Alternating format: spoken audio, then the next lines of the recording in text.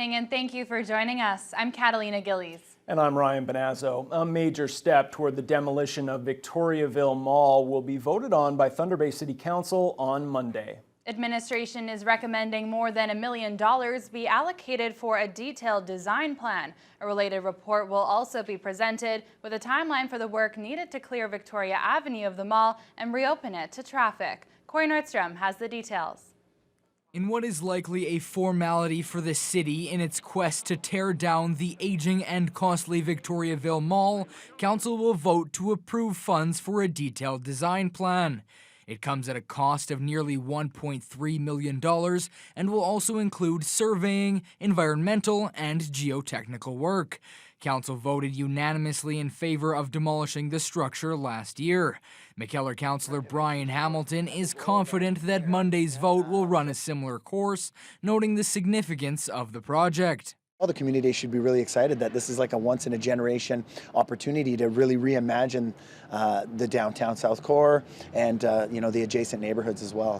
Assuming Monday's vote passes, the city's manager of Realty Services provided some of the timelines for the big project. If the report's approved, then we would proceed to tender, and that's a process that generally takes 2 or 3 months. I mean, the documents are for the most part ready once council approves the funding, and then the design would likely take a year. Administration is recommending the design funds be taken from the land development account.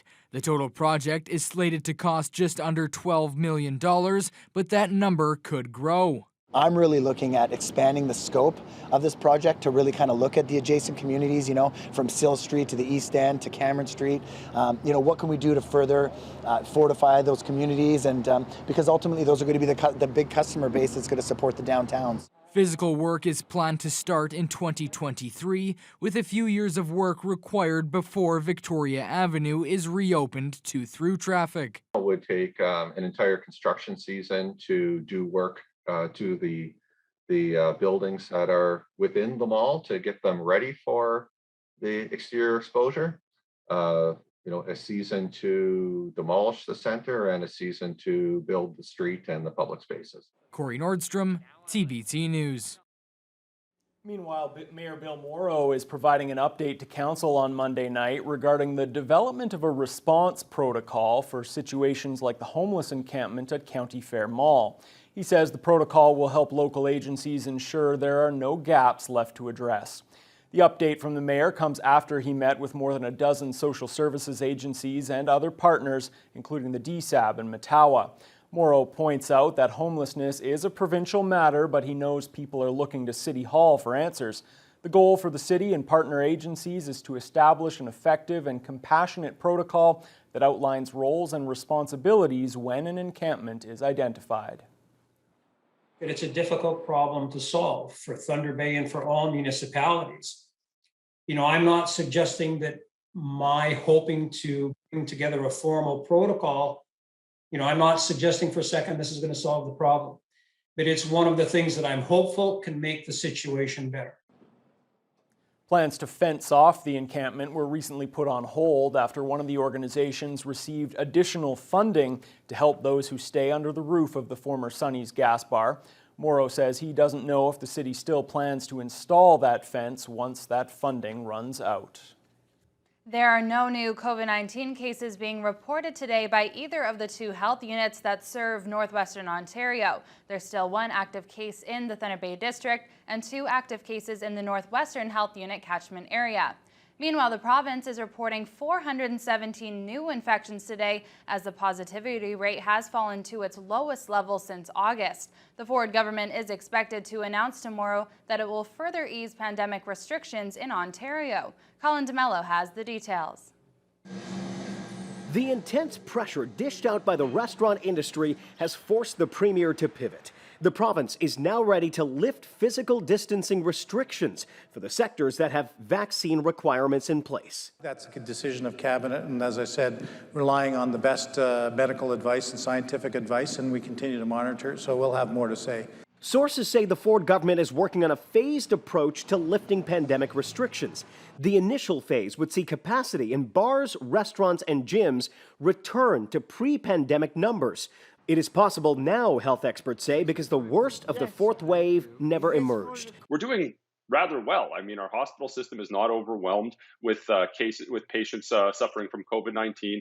Our daily case count is pretty reasonable. The percent positivity is pretty reasonable. Here's how the Chief Medical Officer of Health is planning the exit. First, he wants to examine the impact of the Thanksgiving long weekend. The trends are good at present. We still have to wait for the next 14 days of what the impact of this long weekend has been. Then Dr. Moore says he wants to prepare the pandemic exit strategy. We'll be able to provide guidance to both businesses and to the community at large of when we see from a public health vantage point some of the measures could be removed. We will not be doing this suddenly. This will be slow, gradual, and cautious, following data like we've been doing for the last year and a half. But CTV News has also learned as part of this phased approach, the vaccine certificate requirement will eventually be phased out. Beginning next week, businesses will have access to a verifier app that can scan QR codes carrying your vaccination information. While that will be a mainstay over the fall and winter months, sources say as the situation improves, vaccine certificates will eventually be voluntary. We may not require them in some venues, but still require them in mass gatherings where we have a large number of people gathering. While the changes are being welcomed by the restaurant industry, critics have their questions. What's been the holdup? Why did Doug Ford give a bit of a gift to the big fish? Well, mom and pops and local businesses have had to wait and are wondering why they got treated differently. The Chief Medical Officer of Health is offering this. Some of these decisions are made quickly, and I'm sorry if there's been short notice to some. But serving up no apologies to the beleaguered restaurant industry for keeping the pandemic measures in place. Ontario's COVID-19 vaccine verification app that you heard about there for businesses is now available to download. The province has confirmed the Verify Ontario app has been rolled out on Google Play and Apple app stores this afternoon. It will give businesses and organizations the ability to scan and verify QR codes on the province-issued vaccine certificates.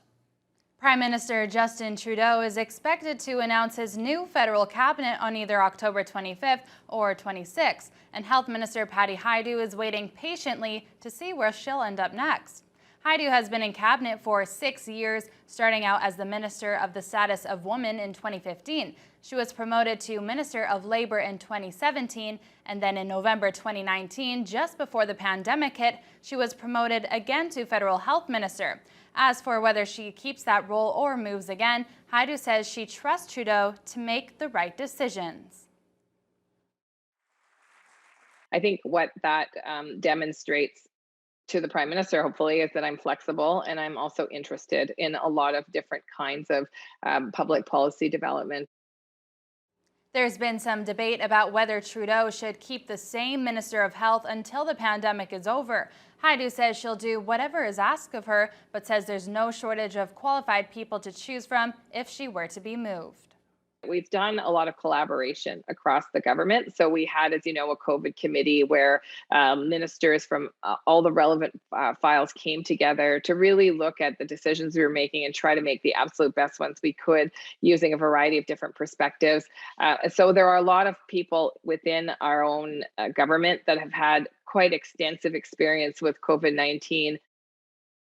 Hajdu adds there is still other work to do as a government, and whatever cabinet post she receives, she plans to continue being a strong voice for Northwestern Ontario.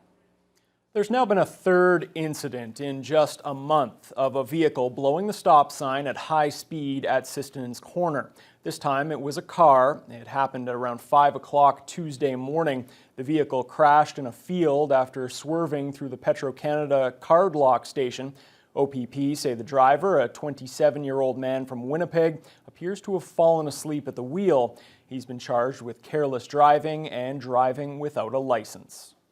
The Thunder Bay DSAB is working to fix 2 elevators at the Jasper Place apartment complex. Issues with the electronic systems have caused one elevator, and sometimes even both of them, to be out of service at various times in recent months. The 100-unit supportive housing building is for people aged 60 and over. One of the elevator remains offline this week pending repairs. In the past, the elevators required service only once or twice a month, but the service calls increased to 8 in August, 14 in September, and 12 during the first 2 weeks of October. DSAB Corporate Services Director Georgina Daniels says the breakdown rate is at the point where they've decided to update the electronic controls sooner than previously planned. It could take several months, and she says they're trying their best to minimize the convenience to the residents and their families. Officials with the local Operation Red Nose say the program will not be offered during the 2021 holiday season. It's been canceled for a second straight year due to the COVID-19 and concerns around the pandemic.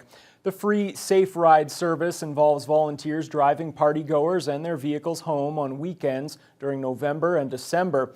The program has been operated by St. John Ambulance since 2009 and usually brings in about $15,000 to $25,000 a year in donations. That money goes directly to St. John's community service units. Volunteer and Fund Development Coordinator Brian Edwards says losing that funding is yet another hit for the organization. He adds it was heartbreaking for the staff and volunteers to hear that Red Nose has been canceled again, but the message will live on. It's being around like-minded people that have that community safety message behind them. So even though we're physically not running Operation Red Nose, that message of Red Nose is still there, right? So that's never going to go away. But we just need to emphasize that message will still be there even if we're physically not running it this year. Edwards says next year they're going to plan well in advance in order to mitigate risks and hopefully bring Operation Red Nose back to Thunder Bay. Thunderbird Raptor Rescue has made some progress securing a new space. Owner Jen Salo has been rehabilitating birds of prey out of her home for years. And with the increasing number of calls she's getting, she's close to finding a facility big enough to take her rescue to the next level. Danielle Bain has the story. Jen Salo created Thunderbird Raptor Rescue for one purpose: to rehabilitate injured birds of prey and release them back into the wild. Right now, she has been experiencing a huge number of calls from all around northwestern Ontario and thinks it's because of one main reason. We are at the beginning of migration season, and it's also hunting season, so we're seeing lots of birds that get exposed to lead from gut piles and from like partridge that have been shot but got away, that kind of thing. When they're not feeling good, that's when the injuries happen. Right now, Salo has 4 different birds that she's caring for: 2 eagles, a peregrine falcon, and a broadwing hawk. It might seem like a low number, but the rehabilitative space required for these birds to thrive is large.